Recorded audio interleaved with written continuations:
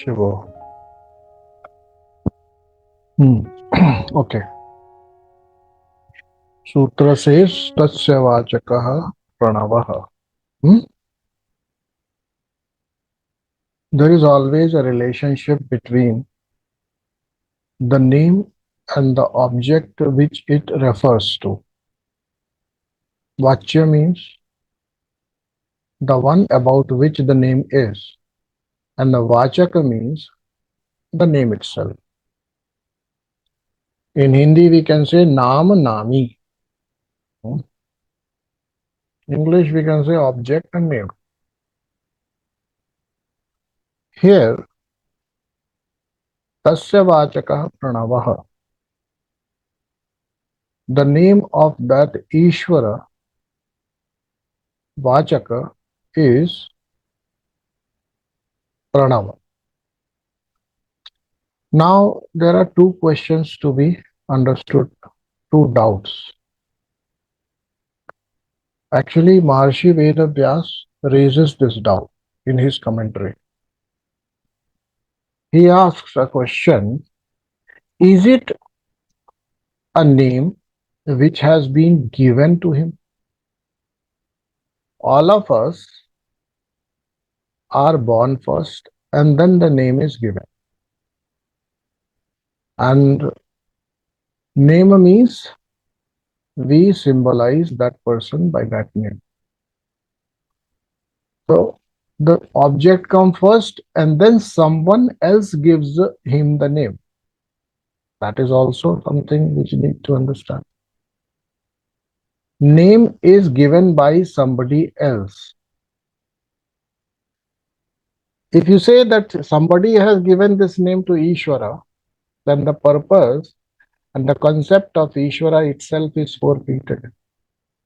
It means that before Ishvara was born, somebody else was there. Because only a person who observes the birth or a phenomenon, object, or something new would give it a name. And therefore, if we say that this is the name given by someone to Ishvara, then Ishvara cannot be Anadi. He has to begin in time. And the previous sutra says, Kalena Anavachhedat.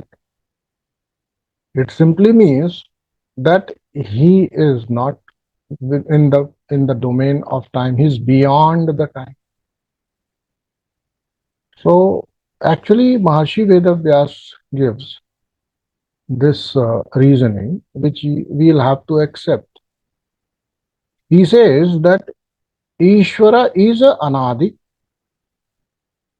Sutra itself says that, and we accept it as it is. And the name of Ishvara is also Anadi. He says, who says so? Then he again refers back to Vedas. He says, Vedas say so. You'll have to believe someone, right? For example, you are born to somebody, of course, most probably a female. That female is your mother. You don't know whether she is your mother, but you recognize when your memory comes, you saw that person to be caring, mothering you, and therefore you treat her as your mother. And she also claims to be your mother, and therefore you accept. So somebody tells that I am your mother, you have to accept it. And the mother will tell that this is your father. Only mother knows who is your father. But when she says that he is your father, then children accept that yes, this fellow, this person, this figure is my father. So you have to trust somebody who has actually experienced that directly. Direct from horse's mouth, we say this phrase is used. Now, as per Shruti, whose words they are? This, it is the word of Ishvara. So Ishvara himself tells in Veda that I am eternal.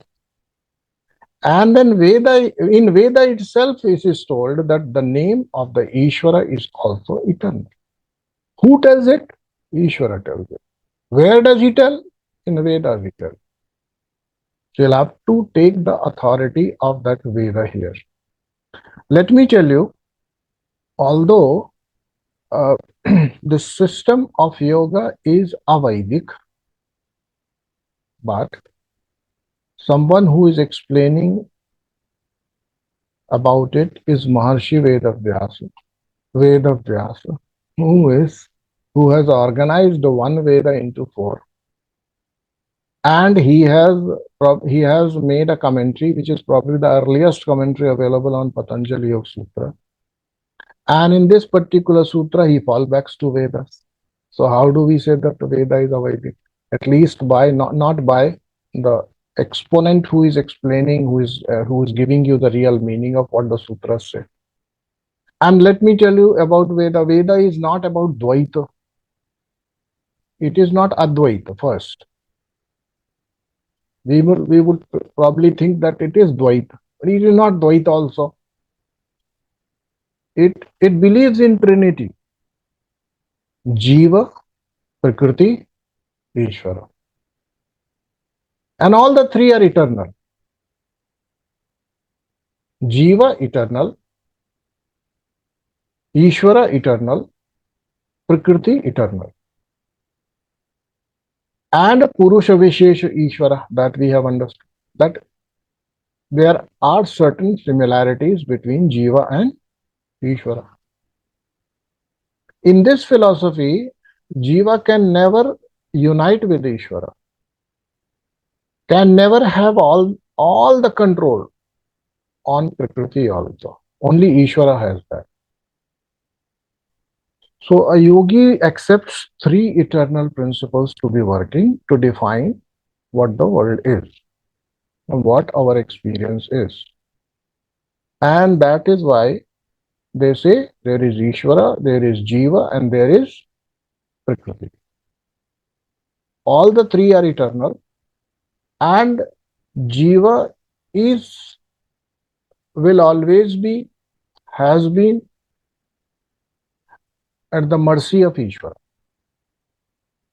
Why? Because Jiva is not capable of what Ishvara is.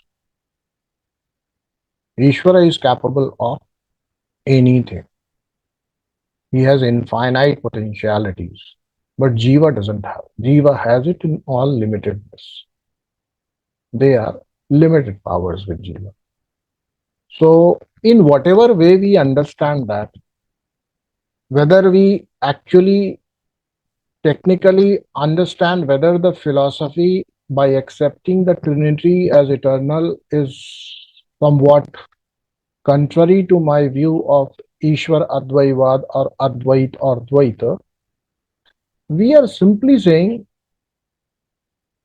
as a human being, which we are, as a jiva, do we not recognize all this? That we have limitedness, we have limited powers, we don't have control, we don't have all the powers in your all that. So it's more realistic to assume things and then proceed. Please see, all the scriptures, all the masters, all the teachers have spoken about the same thing. One, that somehow this jiva or this self, whatever it is, whether it is one with the universal self or it is separate from the universal self, but this self should come out of suffering. That is their prime motive. That this self, which is currently suffering, should come out of suffering.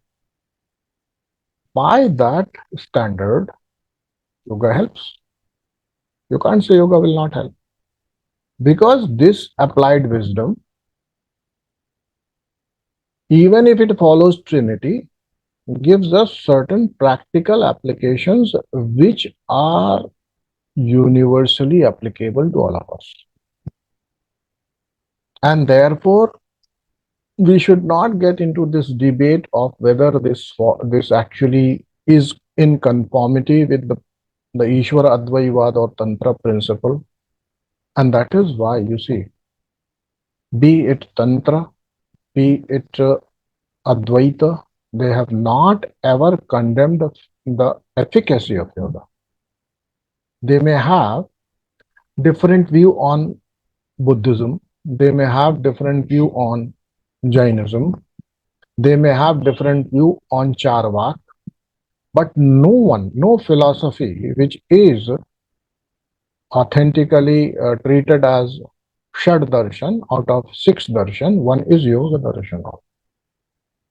So this philosophy has not been ridiculed as far as its efficacy and application is concerned. See, Advaita, even the yogis will show you the lacunas of Advaita.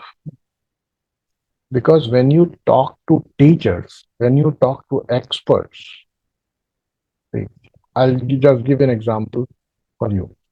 See, there is this debate which goes on whether we should take statins or not. Statins are taken to reduce the triglyceride, cholesterol, etc. in your blood, which reduces the risk of heart diseases. Should we take statins or not? Now, whom would you believe? You would believe someone who is authority on it, right?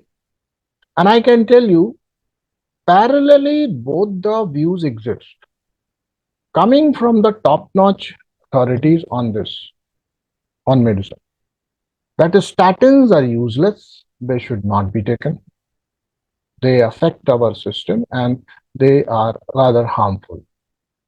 And there is another contrary view which will say that statins must be taken. Now, whom do we believe? Then we'll have to apply our common sense. Common sense is, if our body's capability of restoring its health is somewhat moderately with us, we should trust it better than any medicine. If it is not in that zone, your whole system has become weak, feeble, and probably all your lifestyle, food habits, everything, the kind of mental state you carry, the stress you are going through or you are creating for yourself, all that is considered, then you have to follow the other path. You'll have to listen to that view of another expert who says statins are necessary. They do more good than harm. The other view is they don't do any good, rather only create harm. So both of them are concerned with one thing, that is your health. That is your heart.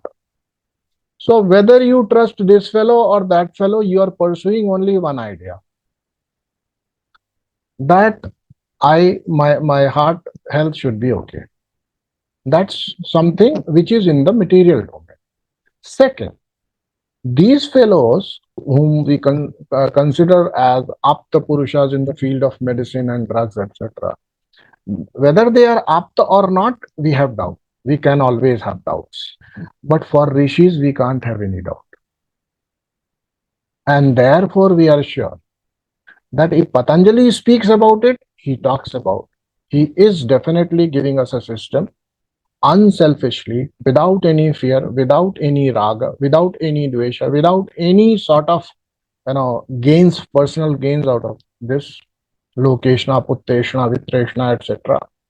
He is simply speaking the truth as seen by him. And therefore, it is concerning the field of reduction of suffering and giving you more freedom in your life. So no sage, whether Vedanti or any from Tantra or any other system, all the darshanas have been able to ridicule Patanjali on that because a sage is speaking, a rishi is speaking. So we should not be really concerned about the original philosophy. See, we need to check on that only when we become little bit capable of evaluating that philosophy. Currently, we are under the burden of so much of miseries and suffering, and we are so much victimized by our mind itself that any system which helps us to gain some control on it, gain some normalcy on it, gain some kind of peace and calm within us, we must go ahead and accept, work on it, get to another level of our own progress where we can continue to even evaluate the rishis. For that matter, if any time you become capable of doing that, for sure they are working for us. The whole purpose is that we come out of our sufferings. So by accepting things, you become free of. By accepting and having faith on things, you become more calm, more quiet, more balanced, more joyous, less confused, less problem in your self-esteem and all that. For example, coming back to the original example, suppose you start creating doubt in your mind that your mother is lying. The father figure whom you have been worshipping like this is not your real God. Suppose you do it, then what will happen? What will be the quality of your inner climate? What you call antahkaran? What will be the state of your life? What will be happening to your self-esteem? How much doubtful and stressed you would be whole your life? Will it be or not? So by accepting this, we pave a path for our own stability. Yes or no? And therefore, let us not get there whether they accept trinity, duality, or singularity, or monism, etc. Whether they do it or not, but they are simply giving us a tool to have more control on our mind.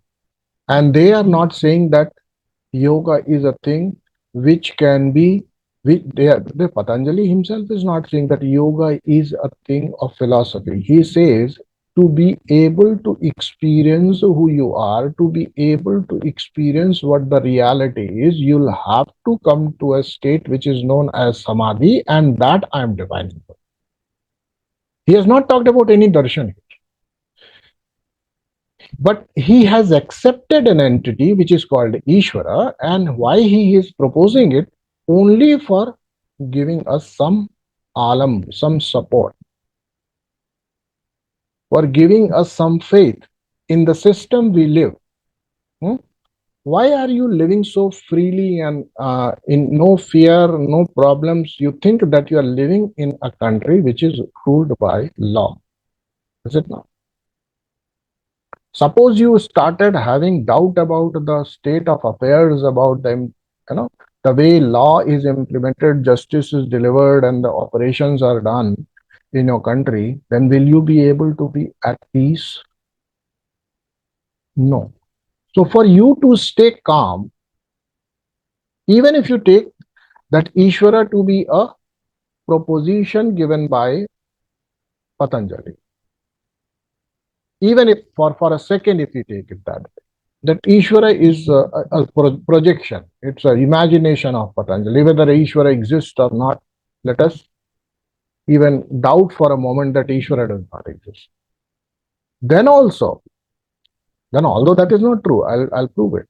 But even then also, the concept is for our good. Because then we will have a trust, we will have that inner faith that we are not living in a cosmic anarchy. There is someone who manages it, and that the manager who is managing it, the emperor who is ruling it, has an authority on it, everything, and he is justice loving, and then he is everywhere, and then he is the only guide under whose instruction any guru, any teacher has ever spoken about him or about the welfare of mankind. Then it's a concept, but it works well. But at the same moment, when I raise this doubt and propose that it might be just a concept, what is our experience telling us? Our own experience of this cosmic, observation of this cosmic dance which is happening around us. Don't you think that it is so meticulously planned and so many things are happening in such a beautiful way that, and can they be achieved without someone managing them? Someone being responsible to so meticulously arrange everything in such a fashion that it supports a life, supports a mutual relationship with the world in such a way. Don't we see that? So is it just out of the blue? Nobody is actually creating it.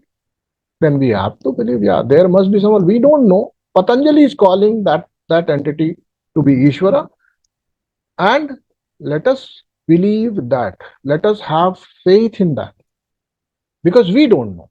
And let me tell you, the field of faith begins where our knowledge is not able to penetrate. Otherwise, where is the faith needed? Faith is a positive quality which solves your problems, which comes as a rescue. So, faith is not a negative attribute, let me tell you. And let me secondly, immediately tell you that faith is always blind. It begins where the blindness rules, or else you don't have to have any faith. So, therefore, let us not engage in those things about which we have no direct, indirect, or experience. Let us have faith, because faith only is the means there. And that is how Patanjali has introduced Ishvara, and Ishvara does exist for all practical purposes and all theological purposes and all philosophical purposes. Also, Ishvara must exist, or else this whole drama cannot be managed. Hmm? This whole theory of evolution, Big Bang, and whatnot, whatever way you wish to propose, there must be some a conscious entity managing this whole drama. That is Ishvara. And Ishvara. And second thing you have to, if you are following a system, any authentic system, then you'll have to believe in the speech, the voice, the words spoken by Ishvara. And the words spoken by Ishvara are contained in Vedas and Agamas, Nigamas, what we call. So all the Vedas are the expression, the words of Ishvara himself. This has to be accepted. Second, all the tantric wisdom is either spoken by the mother goddess or Mahadev himself. That you have to believe. Or else there is no authenticity added to it. And let me tell you, whosoever has worked on any philosophy in Tantra, including Kashmir Shaivism, which is supposedly very new, all other Tantras predate the Kashmir Shaivism, the Ishwaradvaiva. Even this has its root in that story where it is said that the scripture of Shiva Sutra is being revealed to Vasugupta by Mahadeva himself. He says that go to that mountain, turn that rock, and all the inscriptions will be there. And he receives it. So that means it is given by Mahadeva. So it is not an individual creation. It's always a revelation by the highest entity, that ruling consciousness, in case it is ever coming to any individual human being. The Shastras, Agamas, and all Vedas are not written like that. They are never written. They have been heard. They have been received in that sense. So, that you should know that when we are saying that Tasya Vachaka Pranava, it simply means it is Ishvara himself coming up and telling you that my name is Pranava. No other way. No other way to interpret it otherwise. Omkar is the name, as Patanjali says, in this darshan, in this philosophy. In tantric philosophy, we will have other names. Don't worry. In the Nath Parampara, we'll have other names. In there, he'll be called Alakh, and then Alakh Niranjan will be. right? So whatever. But this is the name, this is the concept which you'll have to accept if you are practicing yoga. If you want to achieve that highest state following the principles of yoga. And I can tell you, it's the most difficult thing for anybody to be a yogi. I'm not talking of the part of yogas.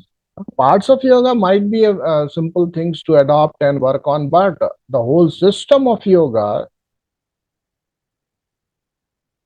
is very difficult to incorporate in your own psyche, being, practice, and even at that level, the acceptance that I may not succeed well within lifetime. That is the highest courage a yogi shows. Certain philosophies don't talk about it because they'll say, no, no, no, that pharmacy, you are that. Today, tomorrow, wherever, you will recognize it. But the point is, yogis do believe that all the sanskaras which we are carrying are the impressions of last incarnations of this jiva. And before I realize the truth, before I become capable of reflecting that purity which Ishvara is in this mirror of jiva, I have to get rid of all that impurities, all that dirt which I carry in the form of sanskaras and vasana. And it may take more than a lifetime. By simply recognizing that it is a dirt of millions of lifetimes, of thousands of lifetimes, or 10 lifetimes, let's say, then also you require that courage to accept that it may not happen in one lifetime, but I am on a larger project. I'm on a bigger project. I'm on a lifetime project. And I take it that way. I trust that yoga masters who say that if you have done yoga and reached to a particular phase, state, level of cleanliness, level of discipline, level of poise, level of whatever, contentment, level of ahimsa, all that, then in your next lifetime, if at all you don't succeed, then what will happen? In your next lifetime, when an appropriate trigger will come, you will be able to quickly go through all this and you will start your journey from there where you dropped it. Where till the point you have covered. So there is nothing which is lost because Ishvara is justice loving. He gives the fruit of whatever you have done. No favors, but he cannot deduct anything from your kitty. He will have to give, and he does give everything which you owe from him. Understand? So this Ishvara is whose pranidhan has to be done. And pranidhan is the most difficult thing, let me tell you. I did not explain that in detail, but pranidhan, Ishwar pranidhan is the most difficult thing. Ishwar pranidhan, in a nutshell, is, which I told you in 2-3 steps, that Ishvara is Sarvagya, one quality. Ishvara is justice loving, Nyayakari, right? Ishvara is the gurus of Guru. That means you are always under the guidance of Ishvara only. So don't worry, in the path of yoga, the ultimate guru is Ishvara. So even if your teacher has missed out few things, if you continue to call for Ishvara's guidance, Ishvara will guide you. Right? Because he is the guru of Guru. Kalena anavacheda. He is the one who is always available. And then whatever my teacher is telling me, he knows because he is Sarvagya. Whatever my intent is, he knows. So here, no problem with the proficiency and the skill and the mastery of your teacher, not needed. If you're doing Ishwar Pranidhan, you have already believed in that authority, which is Sarvagya, which knows everything. He knows my intent. He knows my faith and trust. He knows my enthusiasm. And therefore, He knows the mistakes of my teacher also, if at all he is committing any. And he knows the need of this also. If I am requiring help, he knows. He will. But for getting in touch with Ishvara, you'll have to do Ishwar Pranidhan. Now, this, because you have to come in contact with Ishvara for that. You must have a whole set of capacity development to be able to come in contact with Ishvara. But till the time you don't have, what helps is Ishwar Pranidhan. Because you are just, on the words of the scriptures, with a Shabda Pramana, on the basis of Shabda Pramana, you are accepting someone as Ishvara, an entity as Ishvara, and then you are actually, trying to communicate, trying to be like him. Sarvagya, Ishwar Nyayakari hai, let me also be justice loving. Ishwar is not coming and stopping me in anything I do, only indicates it by creating certain negative emotions, right? Sandeh, lajja, bhay, all that, understand. A sense of doubt will come. You may have a little urge to retract from such an act, or you may be having little bit of duality in your action, some sort of. And then you may have also a fear that I'm doing this and I know that I'm not doing right. So all that kind of thing, somehow Ishvara sitting in your heart is guiding you. And when you're doing a right thing, as per your knowledge, what was your vidya, you're always filled with enthusiasm, joy, confidence. Hmm? That is little bit in indication. But he never comes and says, "Bhai, kyun kar rahe ho? Why are you doing this? I'll not allow you to do this. I'll not allow you to murder this guy." You murder. But before murder, before you actually commit that murder, many things, in many ways that will be hinted that you are not on the right path. So Ishvara doesn't stop anybody from doing whatever they wish, and therefore we should try to imbibe that quality. Let us respect people have freedom, 100% freedom. So whatever they do, whatever they say, it is their freedom. And the way I feel it, my freedom.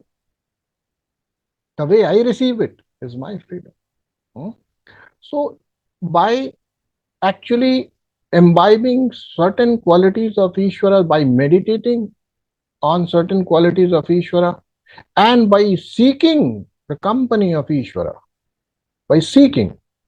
See, here seeking, not searching. Because seeking means if Ishvara is everywhere, I don't know where to search. And therefore, when the search is in every direction, it is known as seeking. Search is a different phenomena. You search an object, a thing, a phenomenon where you literally or somewhere conceptually you understand that this is the place where I need to search. You search for a missed object in your home. You don't go to the nearest cinema hall to search it unless until you know that you may have dropped it there. Right? So therefore, search is based on this pre-notion, right notion that this is where I need to find it. I need to put my efforts on. If you don't know where to find, then this is called seeking. Seeking. I don't know where it is, but I want. Understand? So seeking is a broader search. It's rather the spirit of search which is working everywhere. I don't know where the Ishvara will come. And therefore, seeking is more broad based. Seeking is more and more, it is a calling from the heart. Search is little bit from here. So seeking is from here. Because you don't know. You find yourself inept, inadequate, powerless, not having any direction where the Ishvara might present, in which way you really don't know. And that is called seeking. So seeking is seeking Ishvara's contact, seeking anyone whosoever is your adhara, avalamba, support, ishta, whatever you say. You just seek, can't search. But I'll later on tell you that Seeking will later on, under the direction of the teachers, it's turned into search. Because seeking, if you have enough seeking and put it in a particular place, then seeking will fructify easily in a limited domain when you do it. So I'll tell you, seeking is something which you have to develop first. I don't know who that Ishvara is, and I definitely would want the company of such an entity, such a conscious presence. I would want the company of it. And the company itself would be so elevating. So, just like that, if we understand the importance and Mahatmya is the right word, the greatness of such a Ishvara, then only we will be seeking. Or else why? Do you see any value in seeking Ishvara? Then seek. Otherwise, no problem. You seek money, you seek power, you seek fame, you seek relationships, whatever you wish. Because only that, once received, is something which is not obstructed by the flow of time. It can never go away. Kalena anavacheda. It is something which is going to remain with you forever. It is that experience, that phenomenon once experienced is always going to remain with you forever. Kalena anavacheda. Understand? So therefore, unless until we have seen the greatness of something, we have become really cognizant and aware and fully appreciate the greatness of that, then only we will be seeking. So your seeking will depend how much importance you have given to Ishvara in this whole world, in this whole experience of life. So another thing which we can do is, I'm going back a little bit, one or two sutras back, only to give you a little more understanding. Surrender all your karmas, all your actions to Ishvara. Now, surrendering all your karmas to Ishvara would mean that when we surrender good karma, there is no problem. Right? When we surrender good karma, there is no problem because we know we are going to receive good fruits of it. Ishvara is Nyayakari and therefore he will do justice and he will let me enjoy the fruit of it. But when you surrender a bad karma to Ishvara, fully knowing he is Nyayakari, and you say, no, I will surrender only good karma, bad karma I will keep. But he is Sarvagya, he knows. So whether you surrender or not, he knows. So what is the good thing? If we really wish to live in his what you call world, which is for, I mean, we are eternal from that perspective. I'm not talking of the Atman here, because the day you recognize your Atman, your journey is over. Kind of.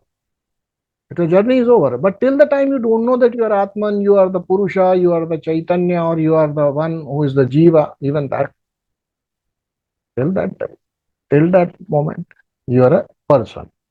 That person has no choice other than to surrender. Surrender good and bad both for the Ishvara. So when you will surrender bad karma, Lord, I have just committed a crime and I surrender it to you. Now, fully knowing he's Nyayakari. Yeah. And I also told that the Ishvara's ways are such horrifying that you may not imagine. Whole humanity collectively together cannot give you that much pain as much Ishvara can give. All the men of this world collectively cannot give that much pain as much Ishvara can give you. And that is why his one name is Bhim. Bhim. Ishvara is also known by this. Bhim means Bhayankar, means horrifying. So, surrender every karma. These many times I did not tell the truth. These many times I deceived. These many times I did not fulfill the obligations which were upon me. These were the times when I was actually speaking something and actually, keeping some hidden agenda behind it. I was manipulating, right? All that. Keep it. Surrender. Will it be helping you in any case? Yes, it will. It will. Because now for every action you do, you are parallelly surrendering it to Ishwar and asking him, ठीक है साहब जो किया हो उसका हिसाब आप करो. यू हैव एनीवेज मैं ना कहूं तो भी करने वाले हो.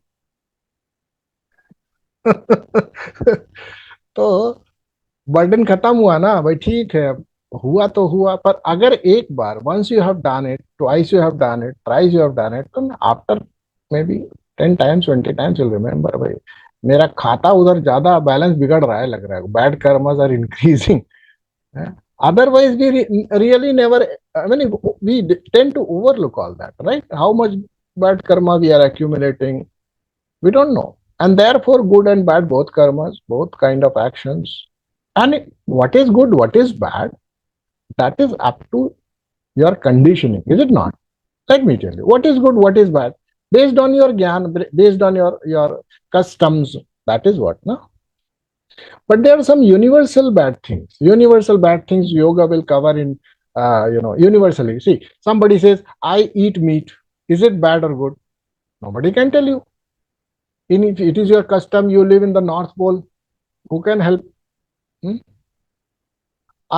In my society, we marry in cousins. Am I doing right or wrong? In my society, we have one wife shared by 5 husbands. Is it a crime? Is it a bad or good thing? In my society, one man can have multiple wives. Is it right or wrong? So all those things are different things. Yoga will define.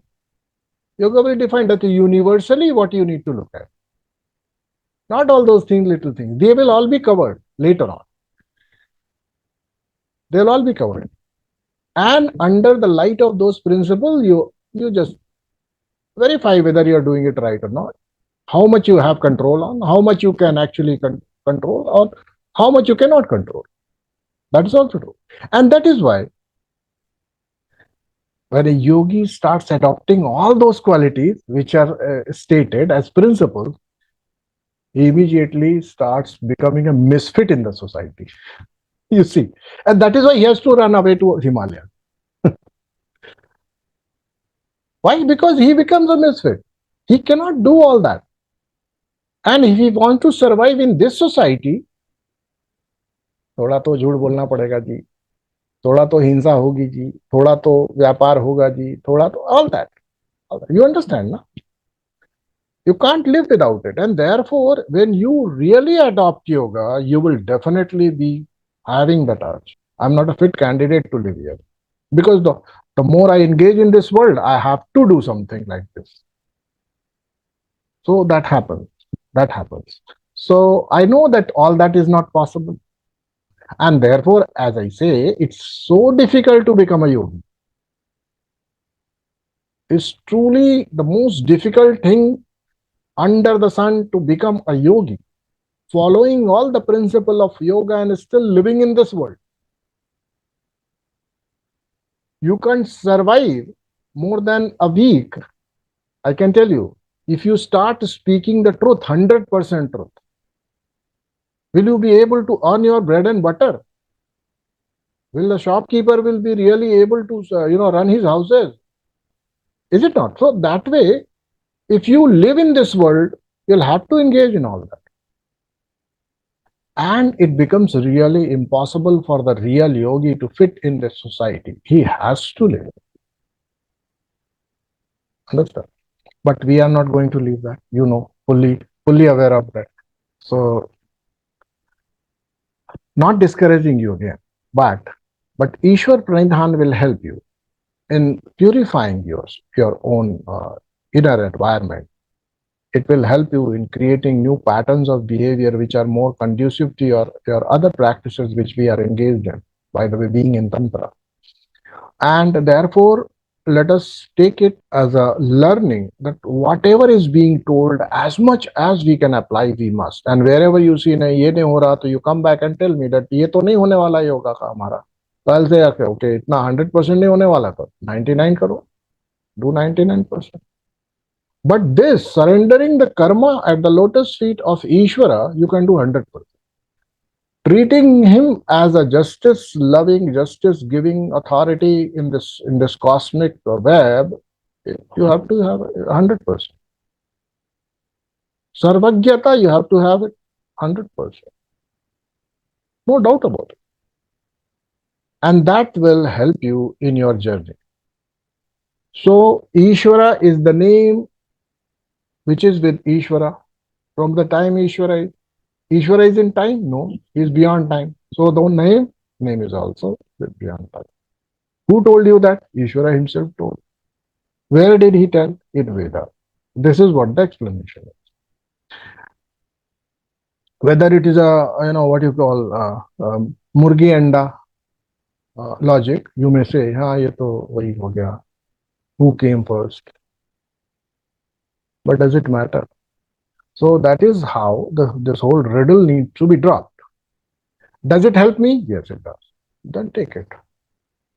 And it's only an imagination. If you think, then that is a problem, because tasya vachakah pranavah, then if it is to be taken in that way, you will have to have faith that Ishvara himself has told that one of my name is Pranava. In Gita also he says, Arjuna, listen to. I have so many, forms and say, Shabdon mein main kya hu? Pranava. So that way. So Pranava. Pranav has another meaning which I think I have told you sometime. Literally, grammatically, that there are so many explanations based on the different rules of grammar. They can give you different explanations of this word Pranav. One is Pranava means, pra means special, something special, some adjectives added, some speciality added, this pra. Okay. And Nava means the process of worshipping, bowing down to someone. Naman, Nava, right? So that way, it is the name, special name, which helps in worshipping, connecting, bowing down in front of that Lord. So Pranava is that also. Another grammatical explanation will be, the grammarians will give you, Pranava is Purana Apinava. It is old, Purana. Apinava. Nava means it is always new. So Pranava. It is as fresh as it was. Now also it will remain that. So Omkar is going to be as vibrant, as fresh, as uncontaminated ever. And now, with the advent of science and more on, the cosmos makes a sound. Now people are realizing that collectively, if it is converted into even all the radio frequencies, or ultra high frequencies, the stellar frequencies, all that combined together, they say, NASA has said that Omkar is the sound of universe. So rishis have spoken about it. Today, you think? No. Can we really date them? I don't think. We may say that the words are there, and so we got the manuscript, this, that. What Vedas are telling, you don't understand. Vedas are defining the whole time scale. They have also defined the time scale of the pralaya, the time of recurring pralaya, in how many years it happens. And roughly the timing is 4,32,00,000 वर्ष. हिंदी में बोल रहा हूं. प्रलय आती है कितने साल में आती है? 4,32,00,000 वर्ष में एक बार. कौन सी प्रलय आती है? छोटी वाली जो धरती पे आती है. Our shastras need to be taken not on as a myth or as a tongue-in-cheek kind of scripture. They are authentic scriptures. We'll have to understand them. And they have been made available to general human beings only for their good. So we have to believe this, that the name is Pranav. All the scientific evidences also actually indicate toward that universal sound which is Omkar being emanated from the cosmos itself. It's Ishvara. Ishvara. Voice of whom? Ishvara. Om. And this Om has to be incorporated in our life. How this Omkar is to be used is actually the subject matter of next sutra, where it will be said, Tad Japam Tad Tadartha Bhavan. Okay, that is something we are going to do. What is this Omkara? Omkara, they have told, and then they will tell Tad Japam Tadartha Bhavan. What do you do with this will be the subject matter of next discourse. For now, I think we have covered this. Omkar. Suppose when I say Om, who will respond? Whom do you expect to respond? Om means who? We are calling the God, the Ishvara. Now you understand? When you say Om, you have actually called for him. You have made a call for him. Does it give you a position of power, faith, confidence? Does it or not? See, yoga does it so beautifully and in so simplistic ways. No complicated things like us tantrics. They do things very, very simplistic, in simplistic way. But the problem with the system is the whole system taken together becomes too difficult, too rigorous for one to follow. That's the problem. But they are such a straightforward principles. If you start applying them and take 100% instructions of yoga, I can tell you, no yogi who has given 100% as per the instructions given in Patanjali Yoga Sutras, if he has done, no matter of next lifetime.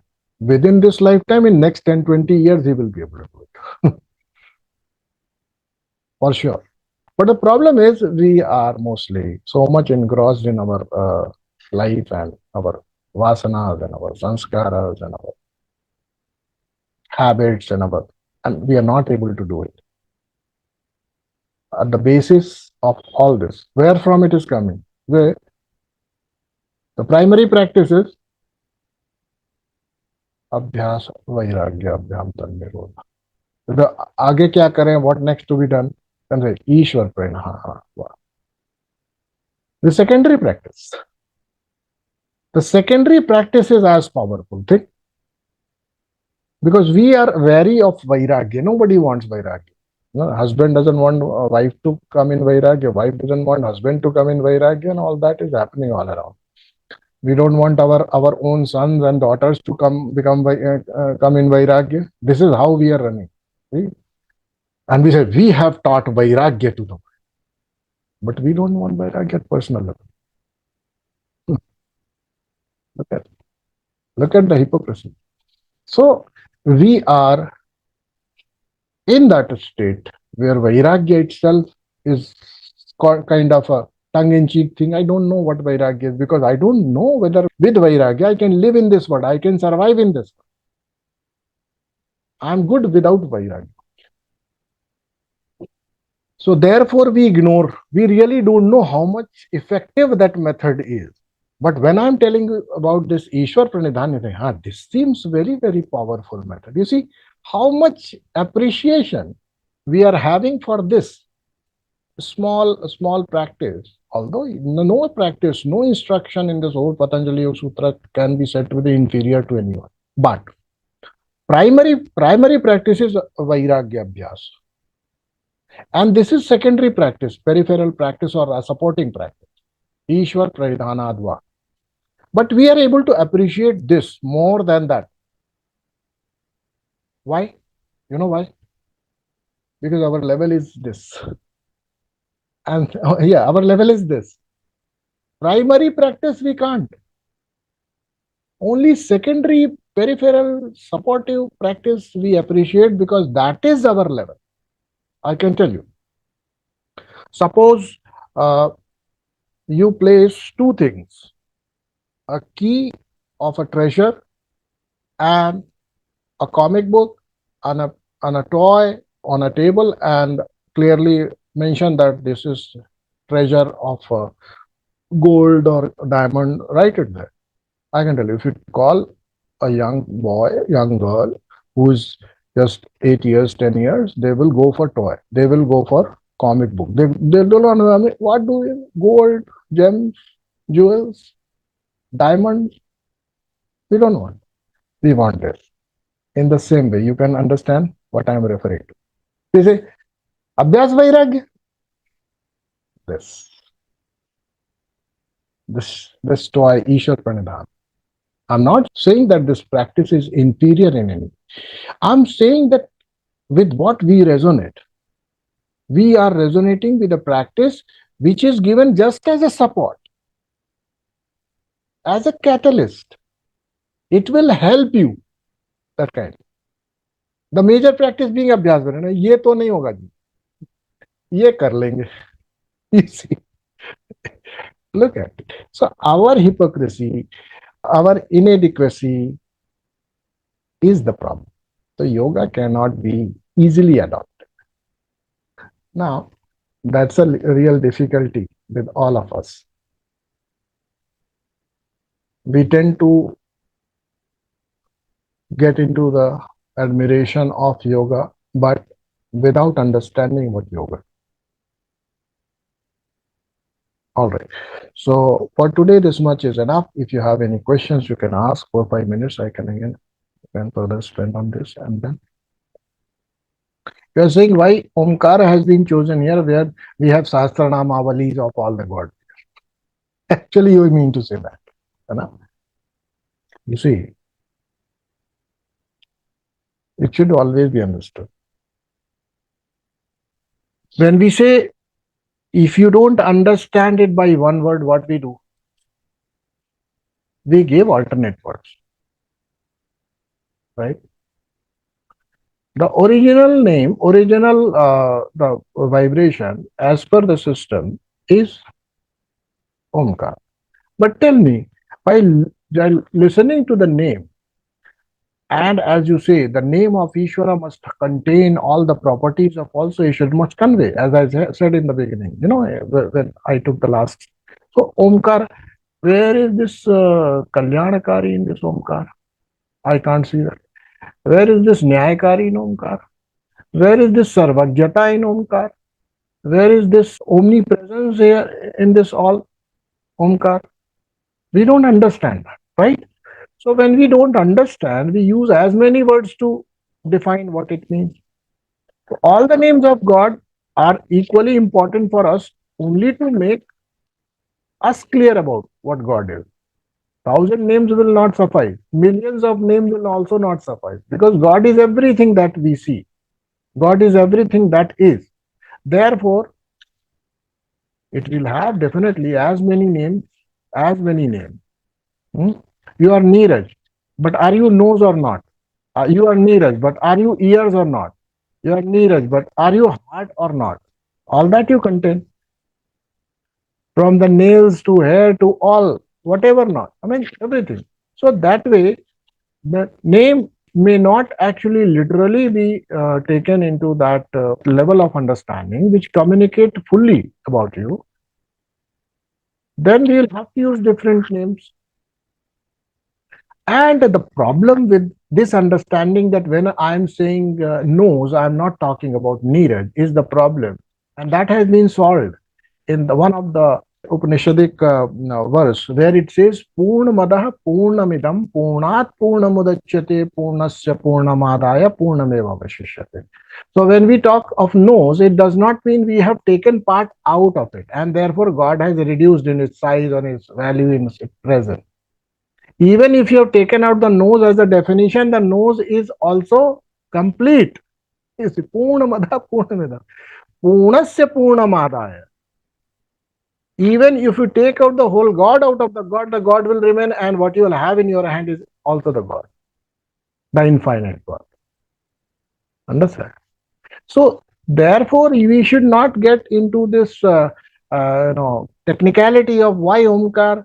I can tell you, because yogis don't want to get engaged in the process of creating too many vrittis in their mind. That their primary goal, and therefore, if any other word which has a representation in the field of vision will hinder it.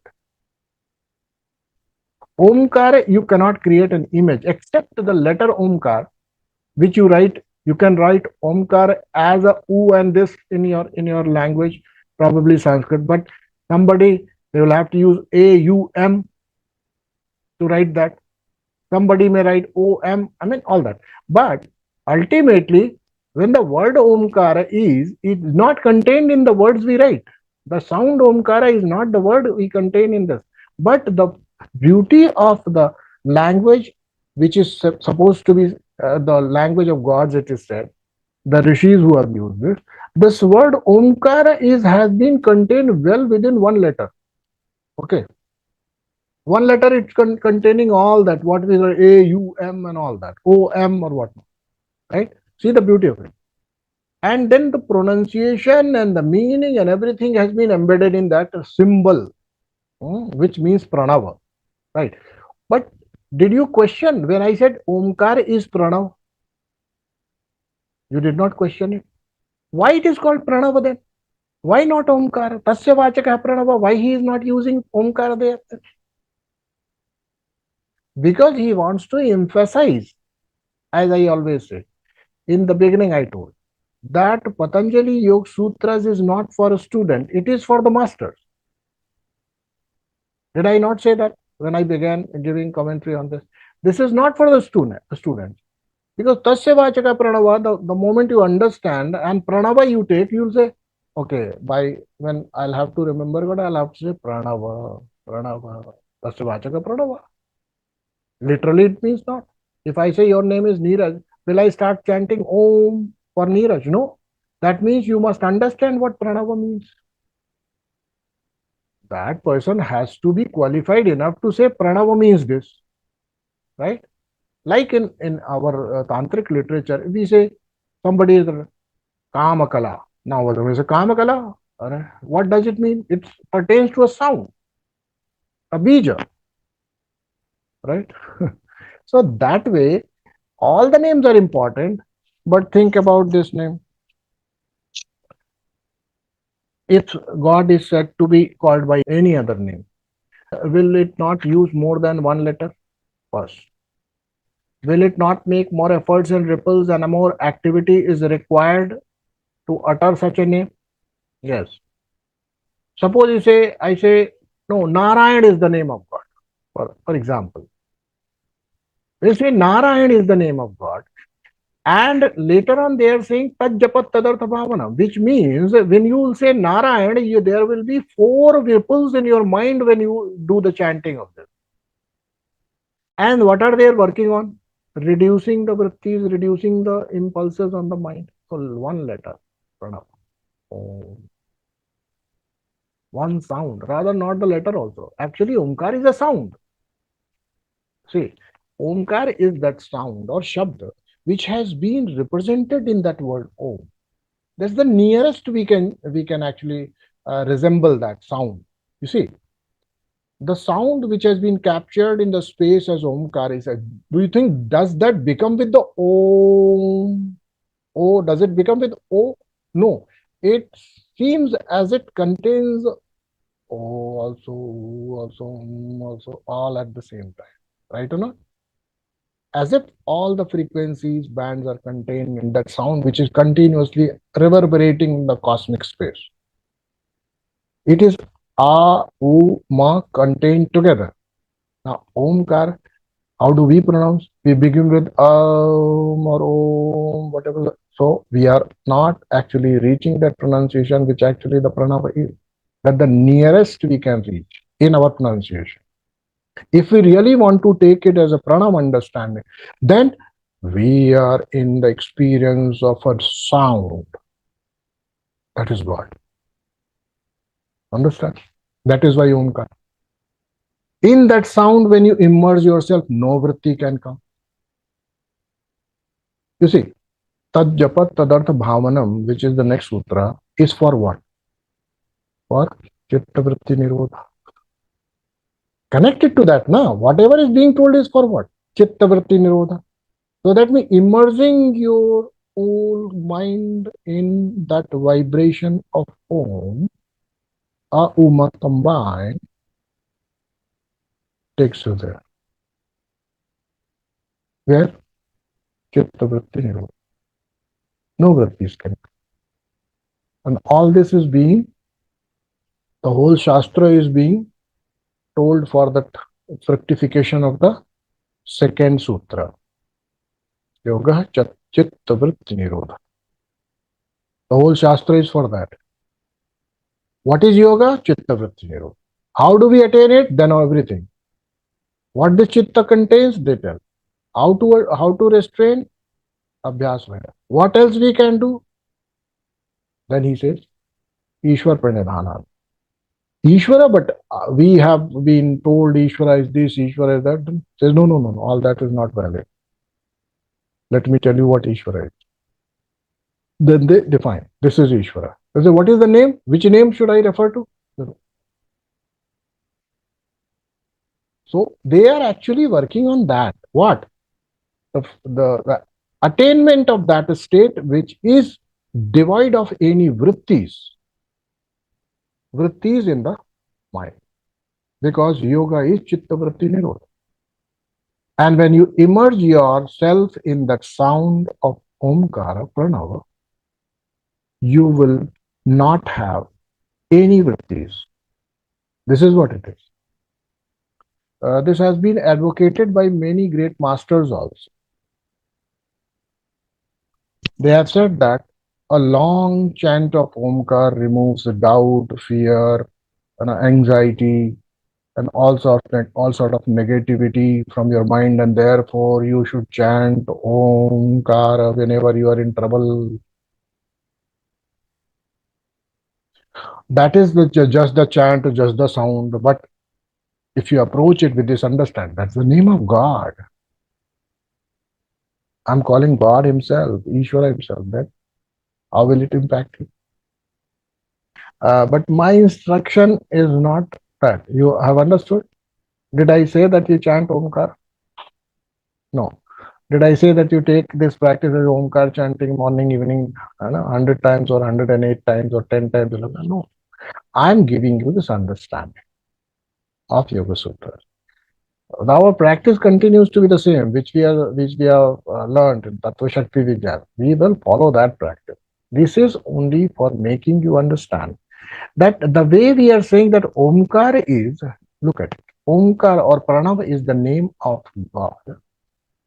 There in our system, we are saying that whatever we are representing by these single syllable mantras is also having thatness. Tattva. So you approach with that spirit in that sadhana which you do. Understand?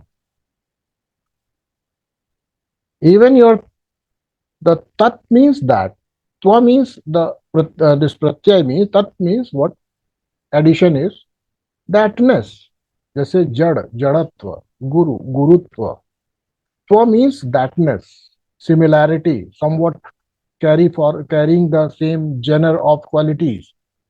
So when we say tattva, tattva means it has the qualities of.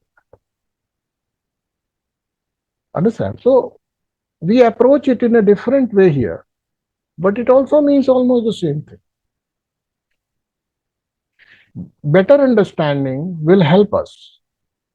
So when we are chanting any mantras which are single letter mantras or long mantras, even if they are Narayan mantra, we are calling God only. Think about it. When you are saying Narayan, Narayan, Hare Ram, whatever you are saying, Hare Ram not only to reduce your back pain.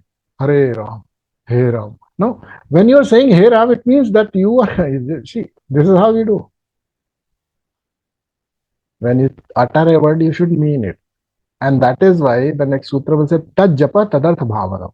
You should not utter a word when you don't mean it, when you don't feel it.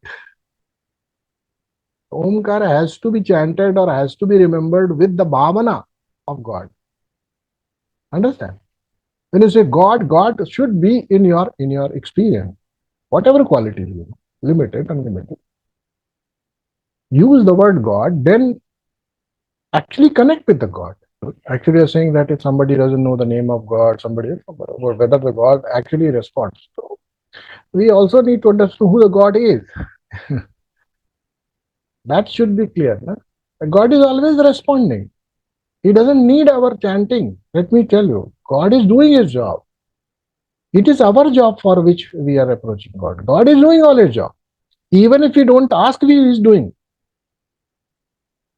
See, it is not for the God that we call and he responds. He's always there. He is always available. He is always giving back as much as we deserve. So God doesn't need our chanting. It is we who need it. Only to, not for the God. We are not doing for God. God doesn't actually care whether I'm uttering a word or not. Please understand. God doesn't respond like that. God is always there everywhere. He knows everything. He's doing everything. He's arranging everything. He's arranging the fruit of everything. He's always knows everything, judges everything. Everything gives us power to act. It gives us, all that. So God. So when we are uttering God for God's sake, don't do it. For your sake, you do. God doesn't demand it.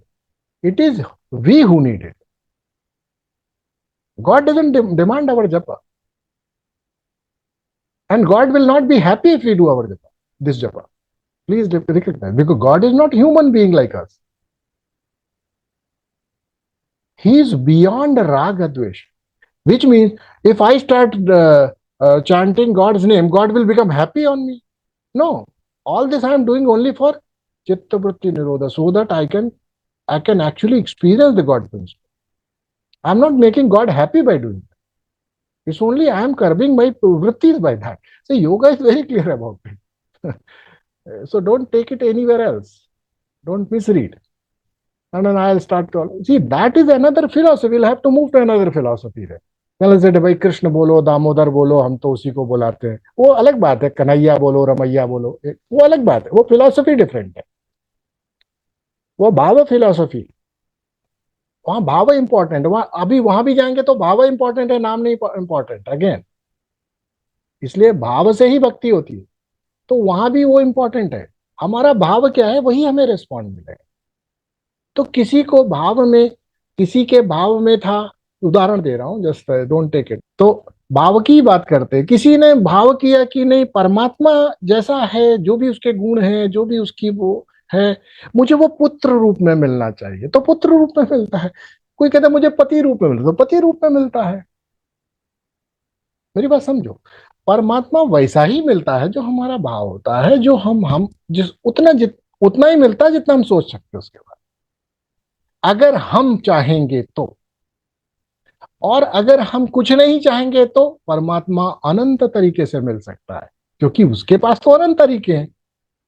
तो हमको हमको चाहिए कि परमात्मा ऐसे मिले या वैसे मिले. हमें नहीं चाहिए. लीव इट टू परमात्मा.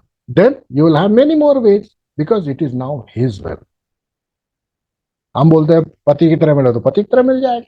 मिल गया. बहुतों को मिला परमात्मा पति की तरह, बहुतों को पुत्र की तरह मिला, परमात्मा पत्नी की तरह भी मिला. लेकिन इससे सॉल्व नहीं हुआ ना. आपने परमात्मा को अपने सांचे में ढालने की कोशिश की ना, किस हिसाब से, अपने राग, अपने डिजायर के हिसाब से, अपने कामना के हिसाब से. तो उस असीमित अनंत परमात्मा के अंदर आपने जो डिजायर की वही मिलता है. और देखो इस परमात्मा का जो है आश्चर्य देखो, जो मांगोगे वो मिले. कुछ कुछ चीजें अब मैं बताता हूं आप, जो हमारी इंडियन फिलॉसफी है, जो कि इटर्नल है, सनातन है, वेदों में, अगर उसमें से जो गीता है ना, जो गीता उसका निचोड़ लिखी गई है, तो वो सारे मैसेजेस इटर्नल है. उसीलिए कहते हैं ask and you shall be given. इसीलिए क्योंकि गॉड के किंगडम, और ये हमारा इटर्नल प्रिंसिपल है. हम तो वो कह रहे जो मांगोगे वो मिलेगा, गॉड को ऐसे मांगते हो ऐसे मिलेगा, नहीं मांगते नहीं। तो गॉड जब देखो आप कहते हो हे भगवान मेरे को मदद करो, हे भगवान मेरी मदद करो, मैं इस मुसीबत में फंस गया, भगवान मेरे, आपको लगता है कि भगवान ने सुन ली, सुनो मेरी बात थोड़ी देर के लिए, और आपको मुसीबत से निकाल लिया भगवान ने आपके हिसाब से, मैं नहीं कह रहा हूं भगवान आया निकाल लिया।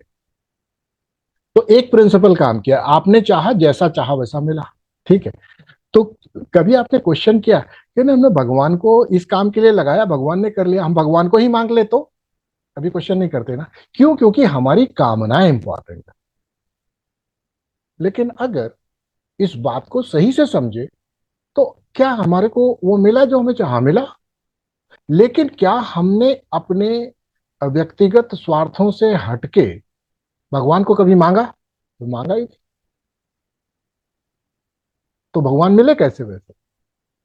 क्या हमने मांगा भगवान मेरे पति को ठीक कर दो? भगवान तुम मत मिलो, पति को ठीक कर दो, फुल्ली नोइंग दैट ये पति मेरा हमेशा नहीं रहने वाला,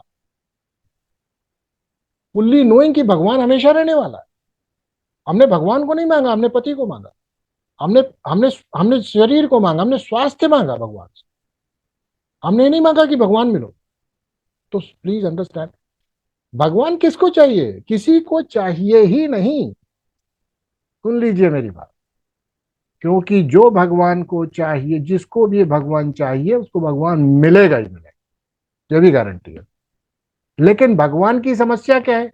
भगवान उसी को मिलेगा जो केवल भगवान को चाहे और कुछ नहीं चाहे। That's it. No duality, no desire, nothing to engage. हमसे दुनिया छिन जाए तो भी हमें एक ही है इच्छा, और हमारी कोई इच्छा ही नहीं है। मतलब समझ में आया? तो जिसको वो चाहिए उसको उसी तरह से मिलता है भाई, हमें जो जो चाहिए उसमें भगवान बिकम्स अ मीन्स। ठीक है।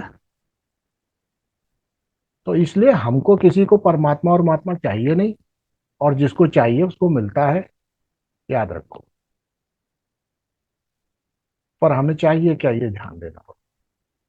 ठीक है। फिर विधि है, ऐसा भी नहीं कि चाहिए और मिलता है, ये भी समझो। फिर विधि है, फिर विधान है, फिर उसके साथ जुड़े हुए अनुशासन है। परमात्मा चाहिए तो मालूम है क्या होता है? परमात्मा चाहिए तो परमात्मा जैसा बनना पड़ता है, याद रखो। क्लेश कर्म विपाक आशय, कब से मुक्त होना पड़ता है। क्लेश नहीं होना चाहिए जिंदगी में, किसी बात से क्लेश नहीं होना चाहिए जिंदगी में, समझ रहे हैं? किसी कर्म में फल की इच्छा नहीं कर, तो कोई कर्म भी नहीं होना चाहिए। जब कर्म ही नहीं करोगे तो विपाक उसका खत्म हो जाएगा। और आशय यानी संस्कार भी नहीं होना चाहिए उसका। 3 दिन से तो चाय पिला रहे थे, आज कॉफी क्यों ले आए? लो, 3 दिन में हमारा संस्कार बन जाता है। सोचे कि नहीं? तो हमारे संस्कार तो इतने जल्दी बनते हैं यार, रोज तो कॉफी पिलाते थे, आज चाय क्यों ले आए? ये भी हो गया। है ना? क्यों? संस्कार बन गया ना। आचार्य जी रोज तो पगड़ी पहन के आते थे, आज ये जो है अफगानी टोपी में क्यों आ गए? संस्कार। है ना आचार्य जी, वैसे होने चाहिए संस्कार। है ना? तो ये हमारी संस्कार बनने में देर नहीं लगती, हमको वही चाहिए। तो याद रखो, क्लेश कर्म विपाक आशय, ये जो बात चार कही गई है, इससे परमात्मा मुक्त है। आपको अपने जीवन के समस्त क्लेशों से मुक्त होना पड़ेगा। यानी क्लेश होंगे जीवन में, पर हम क्लेशित नहीं होंगे। क्लेश जीवन से खत्म नहीं होते भाई साहब। अभी तो क्लेशों की भी लिस्ट बताएंगे पतंजलि, चिंता मत करो। ठीक है, ये सब विघ्न है हमारे, वो भी बताएंगे। ठीक। तो वो कभी खत्म नहीं होने वाले। लेकिन उसके बावजूद हमारा मन, जिसके बारे में पूरी पतंजलि की चर्चा कर रहे, इसमें कोई वृत्ति नहीं बननी चाहिए, क्लेश, क्लेश की नहीं बननी चाहिए, फल की आकांक्षा भी नहीं होनी चाहिए। और यदि कभी कुछ किया ऐसा तो तुरंत सरेंडर करो भाई, नहीं चाहिए, आप डिसाइड करो। हमने कर्म कर दिया, अच्छा, फिर विपाक तो बनेगा ही नहीं जब कर्म नहीं करोगे। पुराने विपाक को जब प्रेजेंट करेंगे अपने आप को, पुराने कर्मफल जब आपको जीवन में मिलेंगे, तो उनको भोगो। कैसे भोगो? बिना क्लेश के। क्लेश होना ही नहीं चाहिए, खत्म बात हो गई। क्लेश नहीं का मतलब क्लेश नहीं। शरीर सड़ जाए तो भी क्लेश नहीं। समझ नहीं बात? क्लेश नहीं। अब मैं उदाहरण देता हूं। हमारे परम गुरुदेव की स्थिति ऐसी ही हो गई, उनका एक एक अंक गिरने लगा था, लेकिन क्लेश नहीं, क्लेश नहीं। हमारे वाम गुरु श्री कांतेश्वर भारती जी काली बाबा जी के, उनके जीवन के अंतिम 4 साल बिस्तर पे ही बीते, और उनका चेहरा देखो, मुख कमल देखो, क्या क्या शांति, क्या आनंद, कोई क्लेश नहीं। तो क्लेश से रहित होना चाहिए, जो मिलता है सब भोगेंगे, क्लेश नहीं करेंगे, और फल भी नहीं कहें, फल भी नहीं चाहिए। तो हम जब कर्म ही सब उसको समर्पित करते, हमें क्या फल चाहिए, वही देने वाला है, देगा जो देगा, हमें क्या चाहिए। हम तो अपने कर रहे हैं जो कर रहा है, जब तक मनुष्य के शरीर में है, जब तक सामर्थ्य है, जब तक हमारे पास है, कुछ तो करेंगे, अच्छा करेंगे, बुरा करेंगे, जो करेंगे कोशिश यही करेंगे कि अच्छे से अच्छा करें। फिर उसके लिए विधान मिलेगा, क्या करो क्या ना करो, है ना। तो इस प्रकार से हम जब परमात्मा को चाहेंगे तो परमात्मा मिलेगा। हमें योग्यता बनानी पड़ती है, परमात्मा उपलब्ध है। अगर हमारी योग्यता यही है कि हम तो पत्नी बने रहना चाहते हैं, तो पति के रूप में मिलेगा, बहुत तेजी से चाह लोगे तो। जगत चलाने वाला, जगत नियंता के रूप में नहीं मिलेगा परमात्मा, आपका पति बन के मिलेगा। ठीक है कि नहीं, स्पष्ट होना चाहिए। तो इस प्रकार से हमें देखें। ठीक है, चल, शुभ।